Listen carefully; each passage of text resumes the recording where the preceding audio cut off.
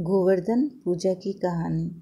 कार्तिक शुक्ल प्रतिपदा को गोवर्धन पूजा होती है और उस दिन जो कथा कही जाती है वह इस प्रकार है।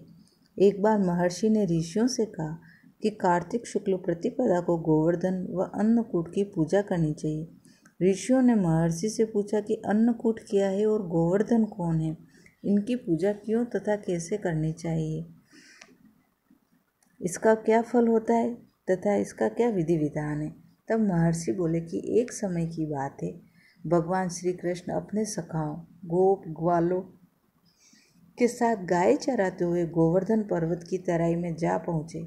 वहाँ पहुंचकर उन्होंने देखा कि हजारों गोपियाँ गोवर्धन पर्वत के पास 56 प्रकार के भोजन रख बड़े उत्साह से नाच गा रहे हैं।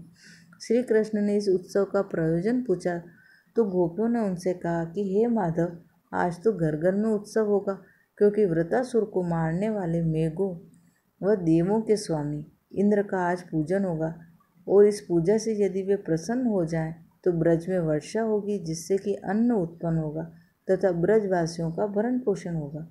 तब कृष्ण बोले, यदि देवता प्रत्यक्ष आकर भोग लगाए तब तो तुम्हें यह उत्सव जरूर करना चाहिए। इतना सुनकर गोपियाँ तथा गोप कहने लगे कि देवराज इंद्र की इस प्रकार निंदा नहीं करनी चाहिए। यह तो इंद्रोज नाम का एक यज्ञ है, इसी के प्रभाव से अतिवृष्टि तथा अनावृष्टि नहीं होती है। तब कृष्ण बोले, इंद्र में क्या शक्ति है, उससे अधिक शक्तिशाली तो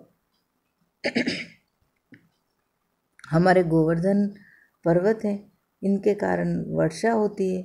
हमें इंद्र से भी बलवान गोवर्धन की ही पूजा करनी चाहिए, क्योंकि यह हमें अन्न की प्राप्ति भी होती है। यहाँ पे हमारी गायें भी चढ़ती है तथा काफ़ी वाद विवाद के बाद श्री कृष्ण की ही बात मानी गई तथा ब्रज में इंद्र की पूजा के स्थान पर गोवर्धन की पूजा का उत्सव की तैयारियां शुरू हुई।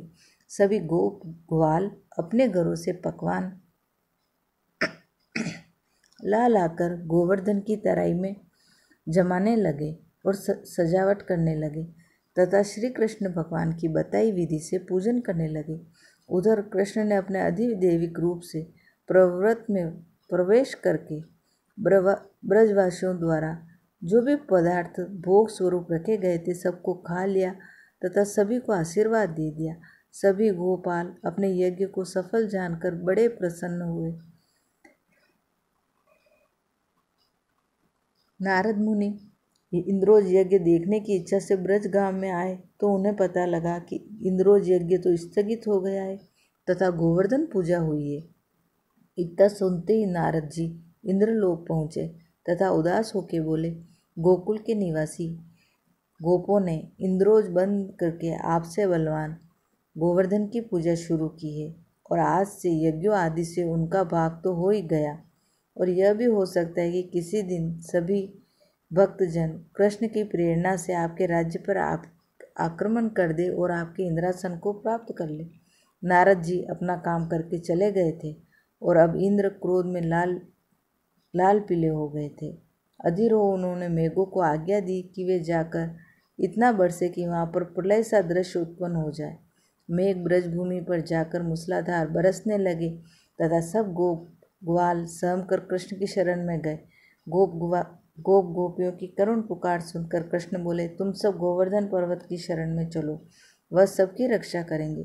सब गोप ग्वाल अपने पशुधन सहित गोवर्धन की तराई में आ गए तथा श्री कृष्ण ने गोवर्धन को अपनी कनिष्ठा अंगुली पर धारण किया और उन पर एक छाता सा तान दिया। गोप ग्वाल 7 दिन तक उसी की छत्र छाया में रहे और अतिवृष्टि से बच गए। सुदर्शन चक्र के प्रभाव से ब्रजवासियों पर एक बूंद भी जल नहीं गिरा।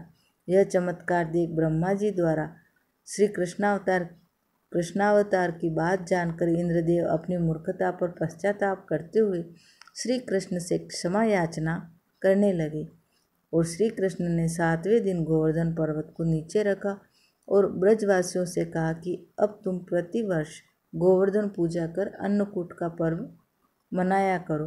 बस तभी से यह पर्व प्रचलित है। धन्यवाद।